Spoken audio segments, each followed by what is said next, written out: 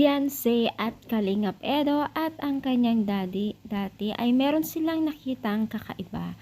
So ano nga ba ito? So bago natin pagpatuloy ang ating pag-support today's video, kung bago ka pa lang sa aking channel, please subscribe po, like, and pakita rin po natin guys ang notification bell upang ma-update po tayo tuwing ako pinag-upload patungkol sa Team Kalingap.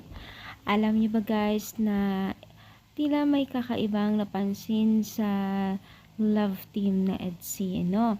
So, kung dati daw ay parang normal lang yun, talagang yung love team ngayon ni Kalingap Edo ay parang nangungusap bawat titigan at bawat episode po ng Team EDC, no? So, mas maraming may gusto yung ganitong klaseng pampapakilig po sa netizens, no? Itong si Beyonce kasi kung tititigan niyo po ang kanyang mata ay tila nangungusap, no?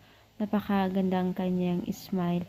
At tignan nyo naman, sobrang hawakan ng holding hands ng dalawang ito, no? So, maraming nagsasabi na mas kinikilig sila ngayon sa love team ni Kalingap Edo, no? So, compare noon. Pero, alam nyo naman guys, no, marami din kinilig last ng love team niya. Pero, mas maraming natutuwa dito sa dalawang ito dahil itong si Beyonce kakaibang araw ang kanyang pagbibigay ng kilig dahil isa siyang mahiyain at para bang normal sa ganitong galawan niya, which is talagang pansin natin yung pagiging isang mahiyain niya, no? So nakatuloy-tuloy ang love team na ito habang nag-aaral siya at nabigyan pa ng oras, no? Ano masasabi niyo? Comment down pa, like po ang ating video. Thank you and God bless all guys.